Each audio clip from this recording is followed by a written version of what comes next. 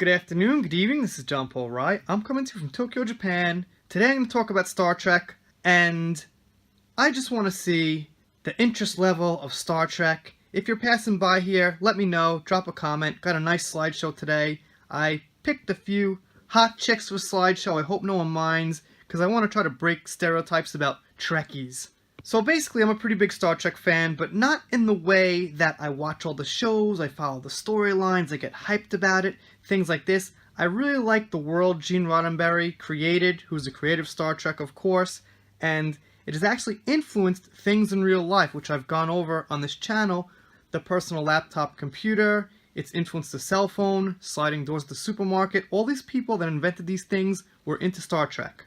It was also ahead of its time in diversity. If you realize, Star Trek is a very diverse cast, and it was praised for that way back in the 60s. If you want to use an example of diversity and how it works, just look at Star Trek.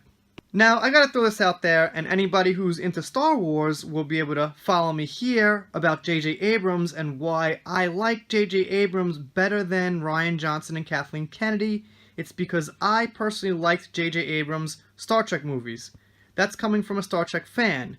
Now, I don't have passion and emotion for Star Trek in the same way I have Star Wars, but I do like the characters, and I would not want to see the characters get ruined or have any political agenda or any of that crap, and it doesn't seem like any of that was in the Star Trek movies. They seem pretty good.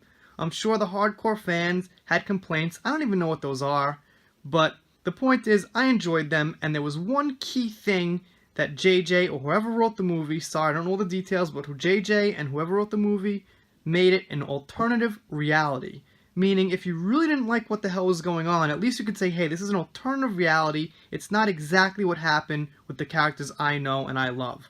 So, real smart move there. I wish he freaking did that with Star Wars and it worked somehow. But with Star Trek, I think that worked. Into Darkness, the second one of JJ Star Trek movies, did have a similar type of plot theft going on that Star Wars had with A New Hope, but I thought it was fine too. Like I said, I don't mind that stuff so much. It worked. Khan was a very different character, and he swapped roles between Kirk and Spock as far as who sacrifices themselves to save the ship, so I thought that was fine too. When I was a kid, I did see the movies in the 80s. I enjoyed those. Seemed like William Shatner was getting a little old for the part at some points, but I think they were all pretty solid movies. You know, when I was into those as a kid, I'd watch them alongside the Star Wars movies, and I hear people say, well, Star Trek was primarily a TV show, and I gotta disagree. They came out with a movie like every 2 years, they promoted them, they were full motion pictures, they had a full movie series, so it was really both.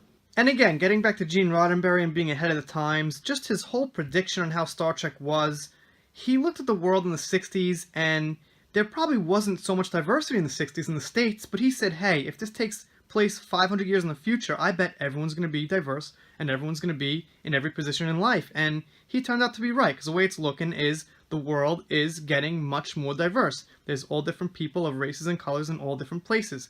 The other thing Gene Roddenberry predicted, if I'm correct, you bigger Star Trek fans could correct me, but I don't think there's a currency system.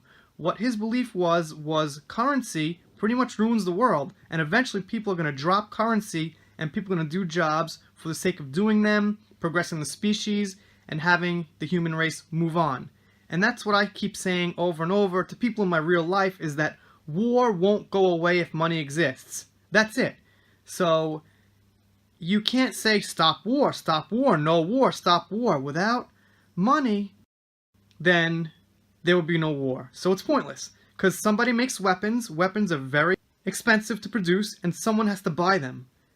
And if there's no war, no one's buying them. If there's a war, people are buying weapons, and people are making loads of money, and people are happy. So unless you eliminate money, then there's never going to be no war. And I think this is what Gene Roddenberry saw, that the future would have to eventually get rid of currency to get rid of some roadblocks that's holding it back. And yeah, I think time will tell on that, and he's still way ahead of his time, but I think he's probably going to be accurate on that one. And I know there's a new Spock coming out. He has a beard or something. I'm sorry, I don't have the picture right now. I saw a Doomcock video. Doomcock was very upset about the way the new Spock looked. Seemed like he kept calling him some kind of elf or something, and I kind of agree. Spock had this like pretty long beard, and in a couple of movies and episodes I think Spock had a beard, but traditionally he's shaved. He's usually pretty clean shaved, so Spock looked a little weird to me too. Anyway, you guys let me know what you think down below. I got a Patreon.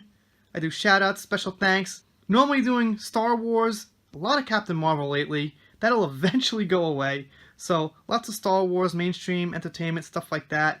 See you next time.